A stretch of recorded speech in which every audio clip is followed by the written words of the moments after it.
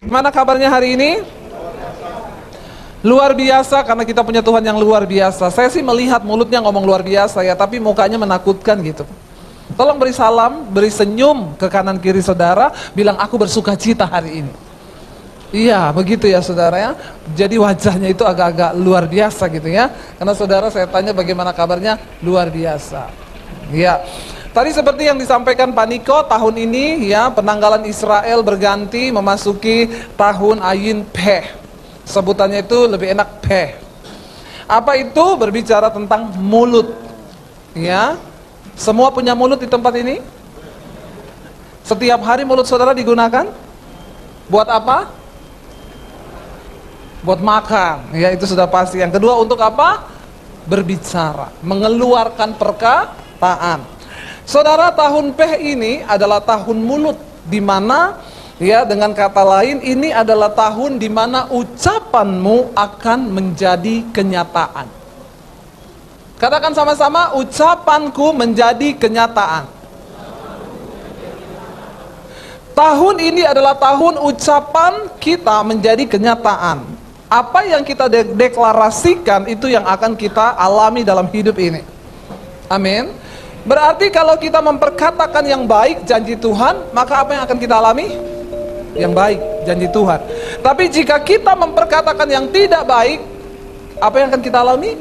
Yang tidak baik. Percayakah saudara, 90% dari kehidupan kita itu dikendalikan oleh perkataan saudara. Amin.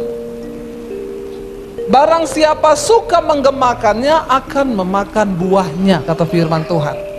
Hati-hati dengan lidahmu. Kenapa? Karena barang siapa menggemakannya akan memakan buahnya. Ini tahun Peh, tahun mulut, tahun penggenapan apa yang kita ucapkan. Percayalah saudara, semua yang kau ucapkan itu akan berbalik menjadi kenyataan di dalam hidupmu.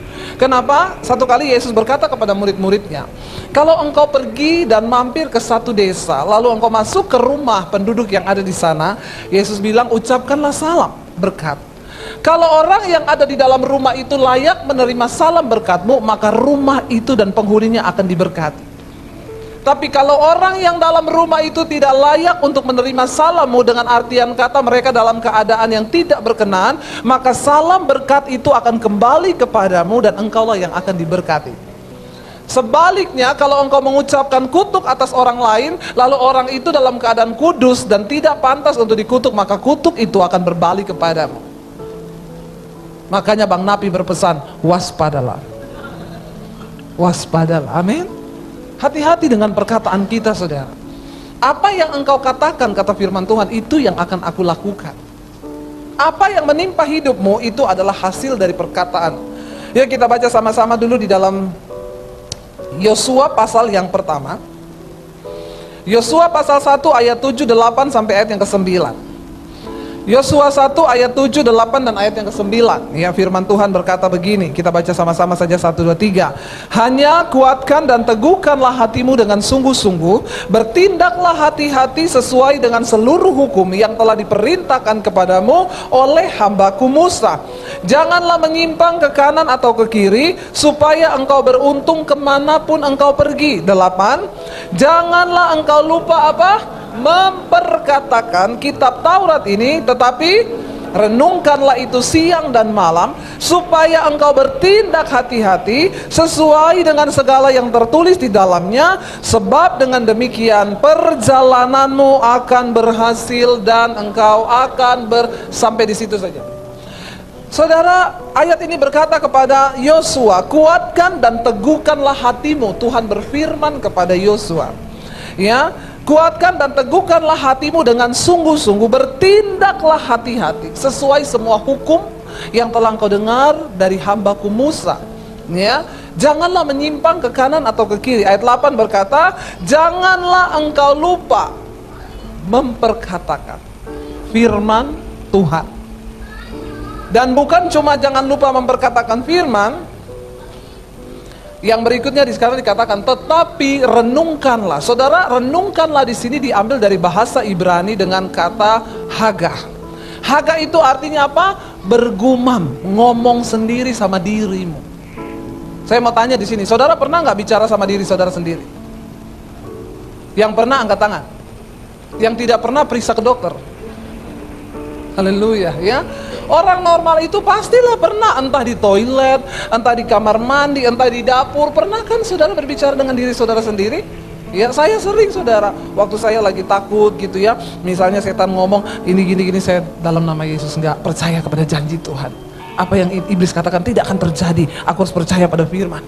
Lalu saya nyanyi, hidupku menggenapi firman-Mu. Apa yang saya dengar di hati, saya perkatakan lewat mulut. Ayat ini dikatakan, jangan lupa perkatakan kitab Taurat ini dan renungkan, lalu bergumamlah, ucapkanlah itu bagi dirimu sendiri. Lalu pehlah. Ya, apa itu peh? Perkataan. Mulut, ucapan kita. Setelah kita perkatakan firman Tuhan, ucapkan itu bagi dirimu sendiri. Saya kasih contoh, saudara kalau bangun pagi, ada pekerjaan di kantor hari Senin yang rasanya berat. Saudara bangun pagi, ada suara yang bilang gini, ih malas banget ya ke kantor, kayaknya tugas hari ini kita nggak bisa kerjain deh. Lalu engkau berkata kepada dirimu, aku percaya bersama Tuhan aku pasti bisa. Itu namanya P. Dan apa yang kau ucapkan, Tuhan akan menggenapi. Saudara, hidup manusia itu dibentuk dari perkataan. Kenapa ada banyak anak yang akhirnya jadi pemberontak? Karena anak ini sering mendengar perkataan yang negatif dari ibu dan orang tuanya. Ketika ada anak yang melakukan satu kesalahan, lalu kita, memang kamu tuh goblok, tolol, makanya jadi anak tuh becus. Kalau tahu dari dulu saya nggak lahirkan kamu, saya masukin lagi. Ya nggak bisa saudara. Ya, jangan pernah ucapkan yang buruk kepada anakmu. Kenapa? Karena apa yang engkau ucapkan itu yang akan terjadi. Apalagi tahun ini tahun tahun mulut, tahun penggenapan semua yang kita ucapkan. Suami istri yang datang, suami istri hari ini coba lihat-lihatan, ngomong, ngomong yang baik-baik saja ya, supaya rumah tangga kita diberkati ya. Yang datang suami istri lihat-lihatan, yang gak mau lihat saya baptis ulang. Saya rendam agak lama 15 menit loh. Nanti engkau buka mata langsung di rumah Bapa di sorga. Ya, masa suami istri suruh lihat-lihatan gak mau? Ya, bagaimana ceritanya itu ya? Mari kita mulai memperkatakan yang baik ya. Suami istri kita, makanya saya suka bilang gini, kenapa sekarang banyak perselingkuhan terjadi? Karena hubungan rumah tangga kita sudah retak. Suami tidak lagi memperkatakan kepada istrinya, kamu cantik banget loh. Suami-suami di sini, masihkah engkau memperkatakan itu kepada istrimu?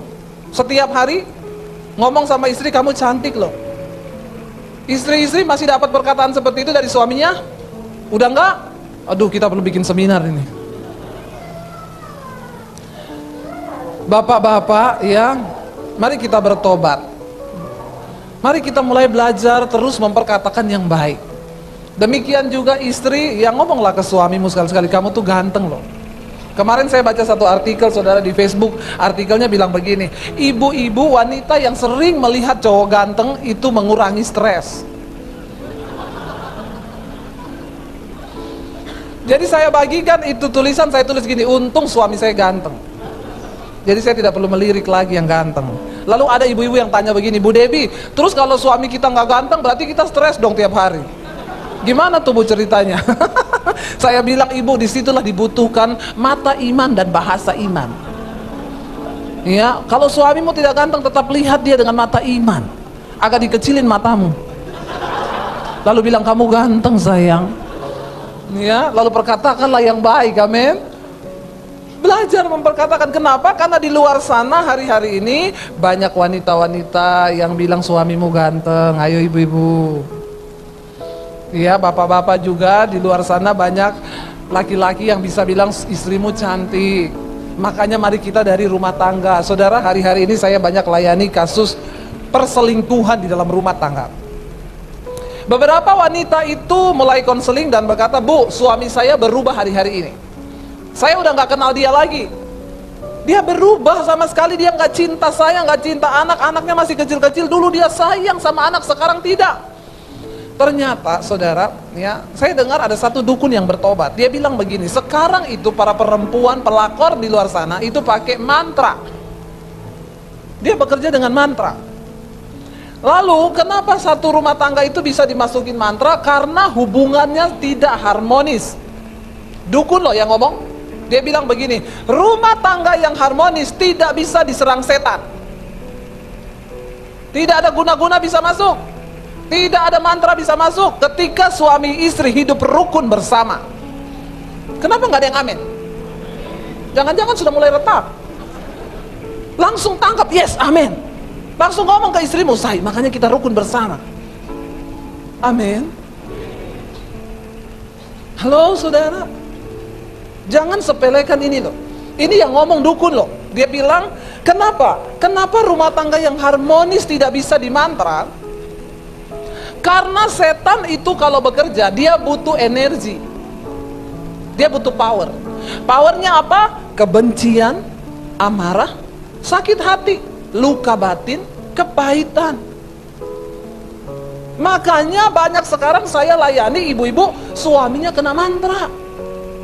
Kenapa? Karena dalam rumah tangga sudah tidak harmonis. Perhatikan nih baik-baik, saya bicara serius loh. Karena memang banyak kasus yang hari ini saya temui, kisahnya sama persis sama yang diceritain dukun itu. Nanti ketika perempuan itu udah bacain suami kita mantra, masuknya lewat mana? Pertama, sales credit card. Ini yang tertawa-tertawa pengalaman ya. Bapak-bapak kalau ada yang tawarin sales credit card, bapak mau apply credit card? Enggak, bilang aja enggak usah, saya sudah banyak utang.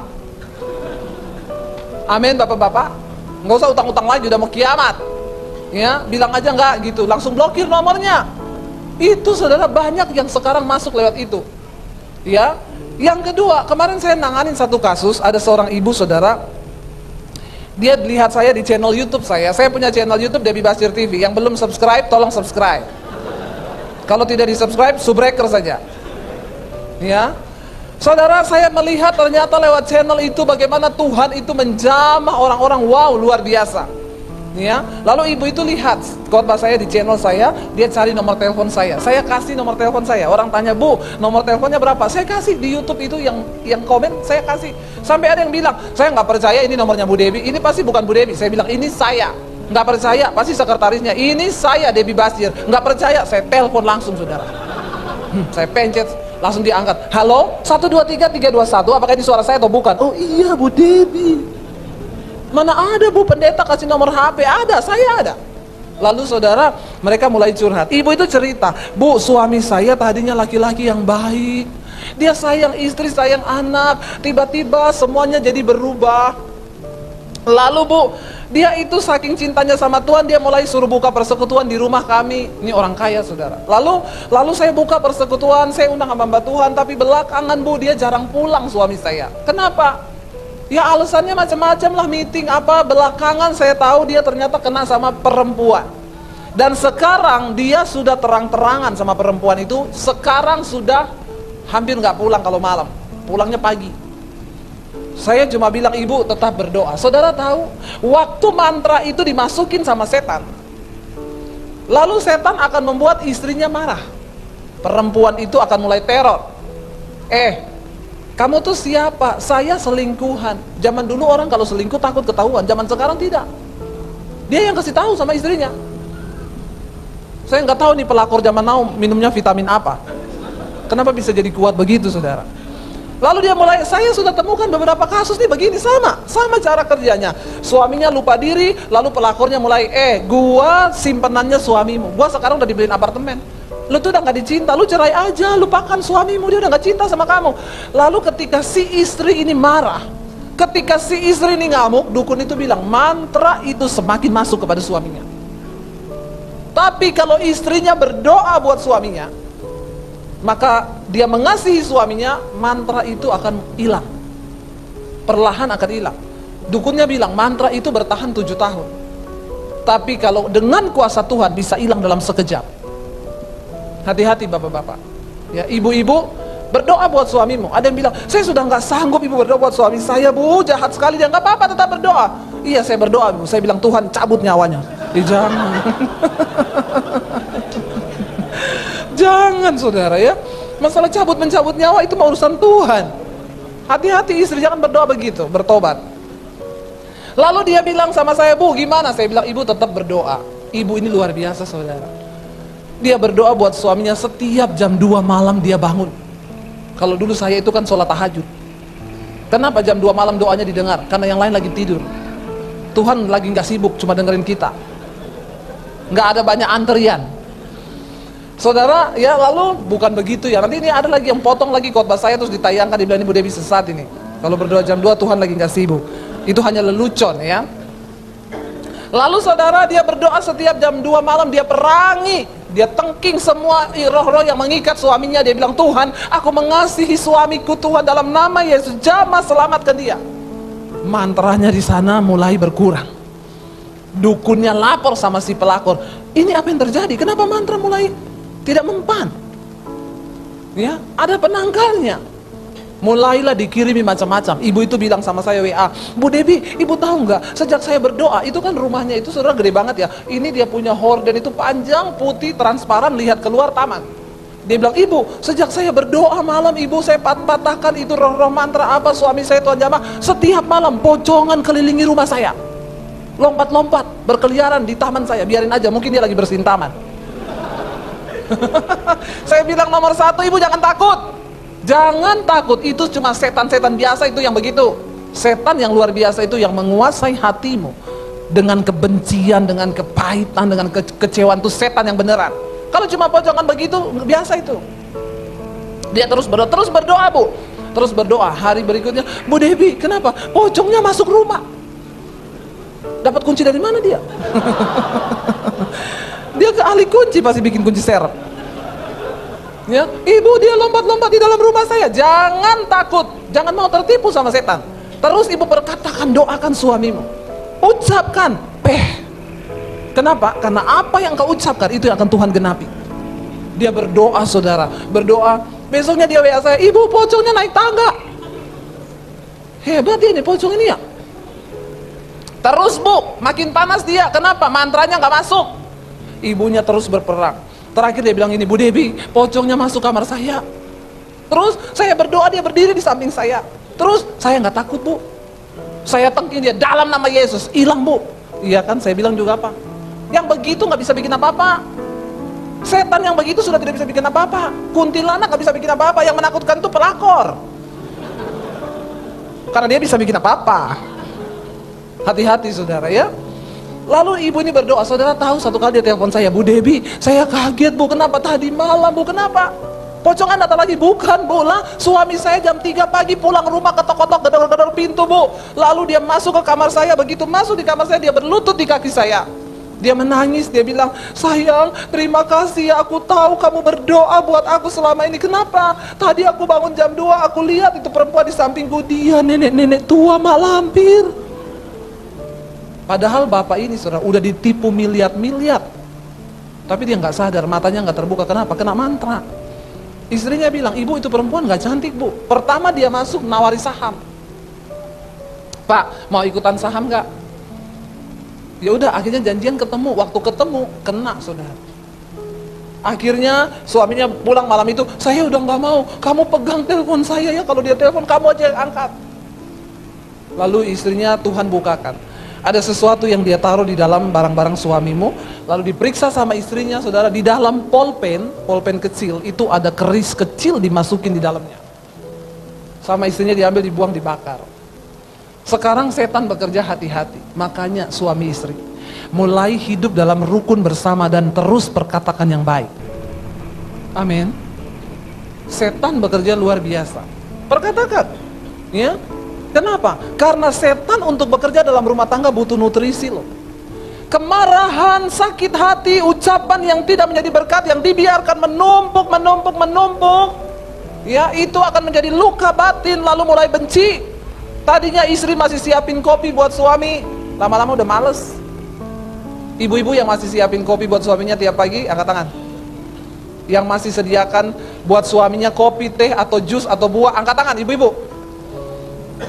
Ayo angkat tangan. Kalau saudara tidak menyiapkan, tidak usah angkat tangan.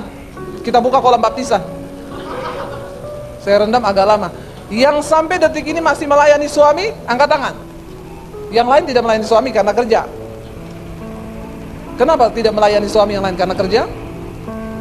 Atau karena jengkel?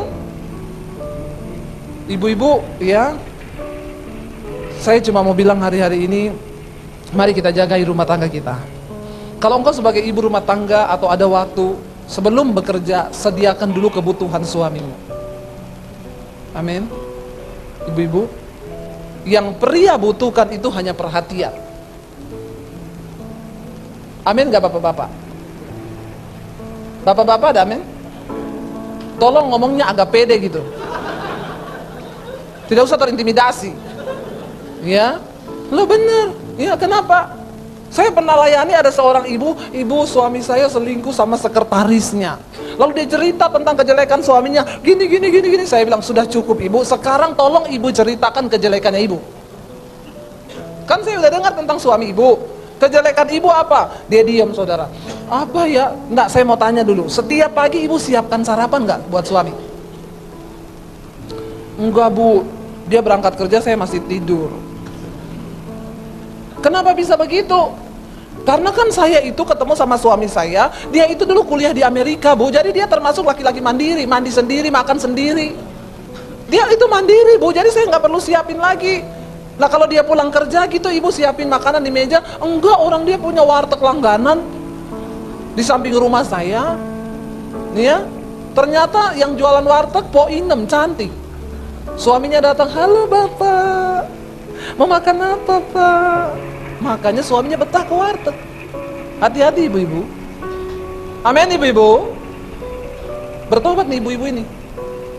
Lalu saudara dia cerita, oh jadi setiap kali bapak berangkat kantor ibu belum bangun. Iya bu, kan udah dari dulu seperti itu. Suaminya dari mulai mereka ngontrak rumah, sampai mulai suaminya kerja, sampai suaminya jadi direktur di sebuah perusahaan. Waktu jadi direktur di sebuah perusahaan, beli rumah mewah. Lalu keadaan rumah tangga semakin tidak harmonis. Kenapa? Istri di rumah kerjaannya nonton film Korea sama main game. Ini yang terjadi hari-hari ini. Bertobat. Lalu ya ketika dia sudah mulai bekerja di kantor, sekretarisnya cantik. Tiap pagi berangkat dari rumah belum sarapan, begitu masuk kantor sekretaris buka pintu, selamat pagi bapak, mau minum apa pak? Kopi susu, susu manis, susu tawar, semua ditawarin. Ya, di rumah istrinya cuek, dia mau makan gak makan terserah. Di kantor sekretaris cantik, harum, seksi, nawari, pak mau makan apa pak siang ini? Mau makan dalam atau luar? Kalau luar nanti Enang temani. Mau yang jauh atau yang dekat? Puncak juga boleh pak. Senin gini biasanya lenggang. Mulailah bapak makan di luar. Kenapa? Karena yang perhatikan bapak sekretaris. Dia pulang ke rumah istri main game, ya. Nggak pernah tanya, pak gimana kerjaan hari ini? I love you, I need you, I want you. Jangan tertawa ya. Masih seperti itu nggak dalam rumah tangga kita? Saya sama suami saya sampai detik ini masih kirim-kiriman love loh. Masih ngomong say, aku kangen loh. Saudara masih kayak gitu? Kenapa Anda menatap saya seperti itu? Biasa aja, keles. Ini kayaknya mukanya itu tanpa ekspresi. Memang bersalah atau bagaimana saya nggak tahu. Jangan istri hanya SMS suami gini, "Pak, uang habis, transfer ya." Itu menyakitkan sekali, saudara. Ya. Saya tuh pernah satu kali suami saya lagi pergi, saya WA dia gini, suruh pulang dia cepat say, aku udah masak sayur lodeh kesukaanmu loh, sama empal sama sambal, cepet pulang lah. Dia balas, siap, sambil kirim love gitu, ya. Saya tunggu, saya udah lapar tapi kepengen makan bareng. Jadi saya WA dia, masih lama atau udah deket? Dia bilang udah masuk komplek. Oh iya, saya udah lapar tapi saya tunggu kamu biar mesra kita makan berdua. Tapi kalau suamimu masih di Semarang, gak usah ditunggu. Mati nanti, mati. Jangan terlalu alay lebay. Karena dia udah masuk kompleks ya saya tunggu. Saya udah nunggu di meja makan dengan piring yang terbuka, dengan sendok, dengan sayur. Dan saya menunggu dia memuji masakan saya yang enak. Saya tunggu, saya dengar mobil datang. Yes, datang dia, yes. Berdebar hatiku. Masih kayak pacaran kita, beneran. Saya tunggu dia masuk, saudara. Pintu pagar bunyi, oh dia udah masuk. Pintu rumah bunyi, begitu pintu rumah bunyi saya dengar, saudara. Dia menyapa dogi saya. Dan lama sekali saya tunggu dia, halo dogi, kode apa kabar? Mainan sama dogi sampai gulung-gulung di lantai. Dan saya yang menunggu dia di meja makan dengan gondoknya, saudara. Kenapa? Saya udah lapar banget. Dia mainan sama dogi, gondok gak? Saya nungguin dia gulung-gulung, dogi saya. Dia liatin saya, lapar tahu, dari tadi juga saya nungguin malah mainan sama anjing loh. Dia bilang, soalnya dia lucu banget. Emang saya kurang lucu? Ya. Tapi kalau saya mau marah-marah sama dia gara-gara itu dogi, kan saya sama gilanya kan. Masa dogi lebih waras dari saya? Satu kali ada ibu-ibu yang konseling sama saya, Bu Debi, kenapa? Saya mau racunin anjing suami saya. Kenapa diracunin? Astagfirullah, jahat sekali kau, Bu. Jadi gini, Bu, saya tuh benci sama suami saya. Dia tiap kali pulang kerja, saya udah nungguin dia di dalam, dia masuk rumah langsung ke kandang dogi, Bu. Dia mainan setengah jam sama itu dogi. Dia nggak peduli saya dalam rumah. Saya bilang, Ibu, saya kasih tips gitu supaya suami mau berubah. Bagaimana? Jangan diracun doginya. Terus ibu belajar dari dogi. Loh iya kan? Kenapa suamimu bisa pulang langsung masuk ke kandangnya? Mesti ada sesuatu. Ibu intip apa yang dogi lakukan, lalu ibu tiru. Saudara tahu nggak ya? Bener nggak? Daripada dogi diracun, mending kita belajar dari dogi. Jangan malu saudara. Itu dogi yang punya dogi ya. Kita pulang, tuannya pulang, apa yang dia lakukan? Dia ciumin kita dari atas sampai bawah. Dia peluk kita, dia gulung-gulung sama kita. Benar nggak? Ibu, besok kalau suamimu pulang. Lo bener nggak saudara? Sebelum dia ke samping ke kandangnya dogi, Bu, begitu dia masuk pintu pagar, ibu cegat dia di pintu pagar, lalu ibu ya, ibu peluk, ibu ciumi dia, jangan dilepas, Bu. Saya yakin, Bu. Waktu ibu lakukan itu, maka besok suami pulang tidak ke kandang dogi lagi, tapi dia cari ibu di dalam. Amin, ibu-ibu. Maka jadilah seperti ya, jangan sampai dogi lebih waras dari kita. Saya bilang, ibu mau racunin doginya suami, apa untungnya lagi untuk dogi tidak bersalah? Ibu yang harus berpikir, kenapa bisa dogi mencuri perhatian suamimu? Benar nggak saudara? Jangan sampai hubungan rumah tangga kita tidak harmonis. Kenapa? Karena setan sedang bekerja dengan luar biasa.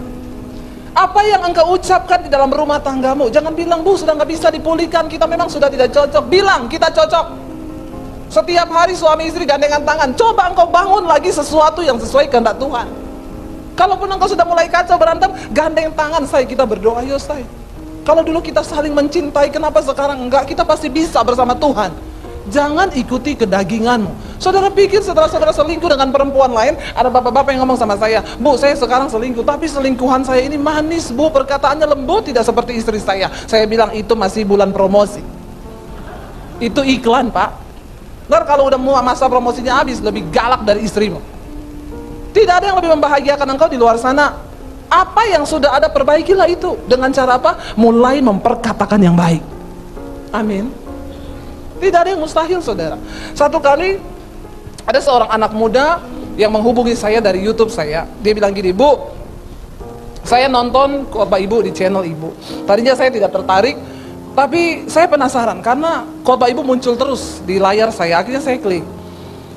Lalu saya mulai mendengarkan khotbah-khotbah ibu. Ingat saudara, firman Tuhan itu adalah perkataan yang baik yang kita ucapkan, dan itu akan digenapi ketika kita percaya.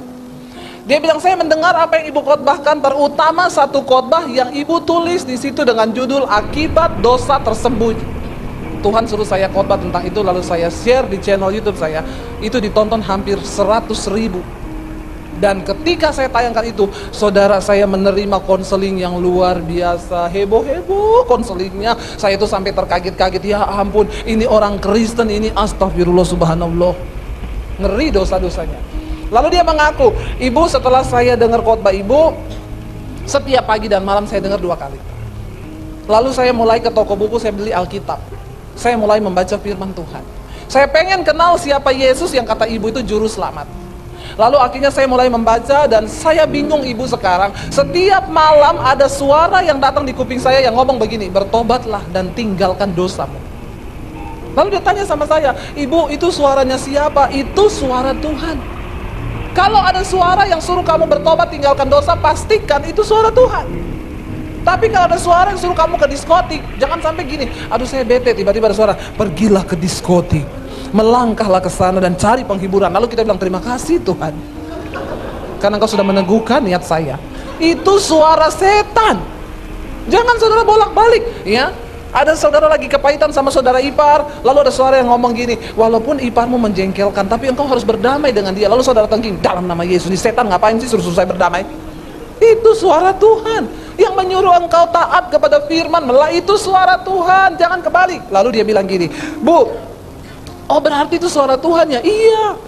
Kenapa kamu lagi ada dosa apa? Iya, saya dengerin khotbah ibu yang tentang dosa tersembunyi. Saya mau pengakuan dosa ibu. Kenapa? Kamu terikat dengan dosa apa? Saya seorang homoseksual. Bu, apakah memang Tuhan melarang homoseksual itu dosa? Iya. Homoseksual, lesbi itu dosa. Kenapa dosa? Karena itu melanggar kodrat ilahi. Tuhan menciptakan laki-laki dengan perempuan, jantan dengan betina. Saya bilang sama dia, kamu pernah lihat nggak kucing jantan kawin sama kucing jantan? Nggak pernah, Bu. Nah, kalau binatang saja yang tidak punya akal budi bisa mengerti bahwa dia ditakdirkan dengan betina jantan, kenapa manusia yang punya akal budi nggak bisa mikir kalau laki-laki harus sama perempuan? Oh, jadi itu dosa ya, Bu? Iya. Tapi Bu, pertanyaan saya berikutnya, Bu, ya, bisa nggak homoseksual disembuhkan? Saya bilang bersama Tuhan tidak ada yang mustahil, semua bisa. Tapi semua orang bilang kita nggak bisa disembuhkan karena ini sudah takdir Tuhan. Itu bukan takdir Tuhan, karena semua anugerah yang baik datangnya dari atas, dari Bapa segala kebaikan. Setan itu yang memutarbalikkan. Bu, berarti bisa sembuh? Bisa. Syaratnya apa? Kamu mau disembuhkan. Kenapa? Karena Tuhan mencari orang yang mau, bukan yang mampu. Waktu kita mau, maka Tuhan akan memampukan. Karena kita semua nggak ada yang mampu. Dosa apapun yang mengikat saudara hari ini, kenajisankah, perselingkuhankah, rokokkah, apapun, bagi Tuhan tidak ada yang tidak mungkin. Semua mungkin. Lalu dia tanya sama saya, oke Bu, bagaimana caranya supaya saya bisa dipulihkan dan saya keluar dari dosa ini? Nomor satu Pak, nomor satu Bang, ya, orangnya ganteng banget saudara, ganteng banget. Makanya sekarang yang wanita kalau cari suami jangan terlalu ganteng ya, karena menakutkan. Sekarang yang ganteng-ganteng itu aduh ya. Sekarang rata-rata cowok yang six pack itu ya begitu semua, yang tersisa hanya yang one pack. Mending begini, yang penting normal saudara ya. Lalu saudara dia tanya, ibu saya harus bagaimana? Nomor satu, mulai berdoa hari ini dan kamu ucapkan, ucapkan. Apa? Roh homo, roh banci dalam diriku, aku tolak keluar di dalam nama Yesus. Perkatakan tiap hari. Terus saya nggak harus didoakan pendeta, nggak usah dulu. Nggak ada satu pendeta hebat yang bisa lepaskan kamu. Yang bisa itu cuma Tuhan dengan dirimu. Waktu kamu mau, Tuhan akan mampukan. Lalu dia mulai praktekkan saudara. Tiap hari bangun pagi dalam nama Yesus. Roh homo keluar, roh banci keluar. Saudara yang punya banyak keterikatan hari ini, apapun itu, yang punya roh terikat dengan rokok, perkatakan. Yang terikat dengan amarah, perkatakan. Yang terikat dengan apapun, perkatakan. Lalu saudara, sebulan kemudian dia telepon saya. Dia bilang, Bu, saya sudah praktekkan. Apa hasilnya? Benar Bu, setelah sebulan saya menengking roh itu, saya suruh keluar dari diri saya. Sekarang saya jijik dengan dosa homoseksual. Saya jijik Bu, saya udah putusin pacar saya yang adalah cowok itu. Dan bukan cuma itu Bu, saya keluar dari komunitas kami, komunitas homo. Keluar saudara. Ya sekarang banyak ya mereka bikin komunitas yang begitu-begitu. Ingat dulu yang ketangkap di Sunter sama yang di PIK, cowok-cowok ganteng, udah punya istri semua, istrinya cantik-cantik. Ditanya sama polisi, udah punya istri cantik, kenapa masih main laki-laki? Karena istri kami selalu berpesan, jangan main perempuan.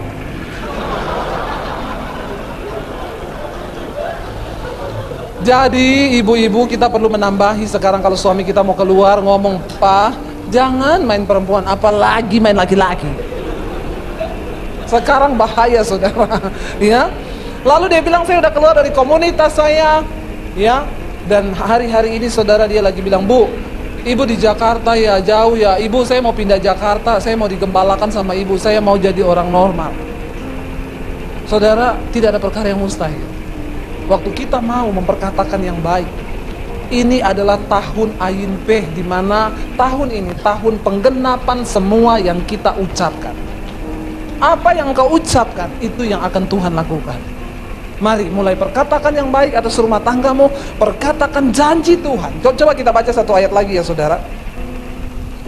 Kita baca mari di dalam Matius, Injil Matius pasal yang ke-12, ayat yang ke-35 dan ayat 37 sampai 37. Matius 12 ayat 35 sampai ayat 37. Matius 12 ayat 35 sampai 37. Kita baca sama-sama 1 2 3. Orang yang baik mengeluarkan hal-hal yang baik dari perbendaharaannya yang baik, dan orang yang jahat mengeluarkan hal-hal yang jahat dari perbendaharaannya yang jahat.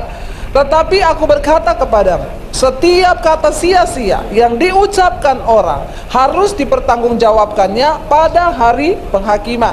Karena menurut ucapanmu engkau akan dibenarkan, dan menurut ucapanmu pula engkau akan dihukum. Saudara, tidak main-main. Yesus mengingatkan kepada murid-muridnya, perkataan itu menentukan engkau diselamatkan atau tidak. Perkataanmu akan menentukan engkau dihukum atau tidak. Jadi hari ini mari kita tanamkan benar-benar, Tuhan, kami mau di tahun mulut ini, kami mau memperbaiki ucapan kami.